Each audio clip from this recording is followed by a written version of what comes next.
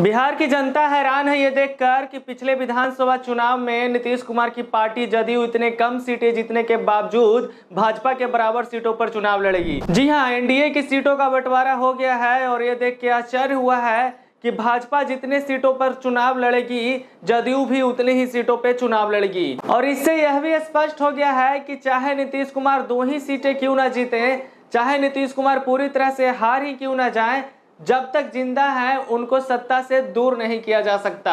NDA की सीटों का जो बंटवारा हुआ है उसमें भाजपा 101 सीटों पे चुनाव लड़ेगी, जदयू भी 101 सीटों पे चुनाव लड़ेगी। एलजेपी-आर जो चिराग पासवान की पार्टी है वो 29 सीटों पे चुनाव लड़ेगी।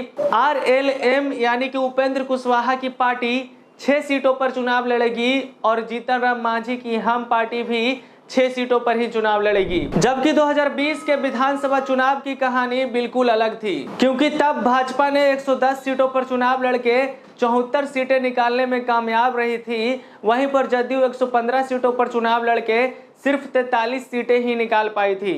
इसके बावजूद 110 से भाजपा 101 पे आ गई, जदयू भी 115 से 101 पे आ गई। अब आप इसका निर्णय खुद कीजिए कि जदयू का कद कम हुआ है या बढ़ा है, क्योंकि पहले ज्यादा सीट से कम सीट पे आई और दूसरी बात कि एकदम कम सीटें निकाल पाने के बावजूद भाजपा के बराबर ही सीट शेयरिंग हुआ है। वहीं पर उपेंद्र कुशवाहा, चिराग पासवान और जीतन राम मांझी की बात की जाए तो पिछले विधानसभा चुनाव में इनकी भी कहानी अलग थी। तब चिराग पासवान ने अकेले चुनाव लड़ा था, किसी भी पार्टी के साथ गठबंधन नहीं किया था। 135 सीटों पर चुनाव लड़के सिर्फ 1 सीट ही चिराग पासवान की पार्टी निकाल पाई थी, वो भी 135 सीट। वहीं पर चिराग पासवान ने अपना कैंडिडेट उतारा जहां पर नीतीश कुमार के कैंडिडेट चुनाव लड़ रहे थे। यानी कि चिराग पासवान का तब टारगेट सिर्फ इतना था कि नीतीश कुमार को हद से ज्यादा कमजोर कर दिया जाए। यह अलग बात है कि चिराग पासवान 1 ही सीट निकाल पाए थे। वैसे भी चिराग पासवान को जीतना थोड़ी था। हाँ, इस बार सीट शेयर हुआ है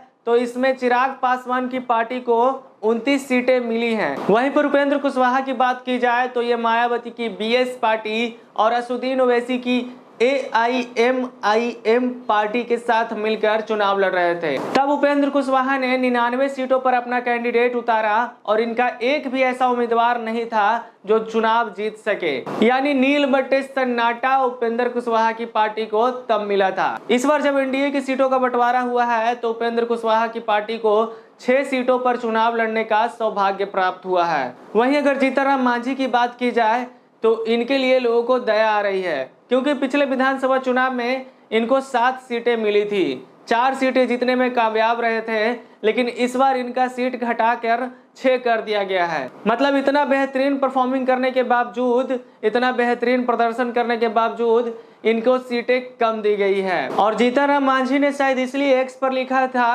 कि 2 न्याय अगर तो आधा दो, इसमें भी कोई बाधा हो तो दे दो केवल 15 ग्राम। मतलब जीतन राम मांझी जी 15 सीट ही मांग रहे थे, कम से कम 15 नहीं तो 7-8 देना तो बनता था, लेकिन मांझी जी के खाते में सिर्फ 6 सीटें आई हैं। बाकी एनडीए के जो सीटों का बंटवारा हुआ है उसको लेकर आपकी क्या राय है, आपकी क्या राजनीतिक समझ है, कमेंट करके जरूर बताइएगा। वीडियो देखने के लिए आपका बहुत बहुत धन्यवाद।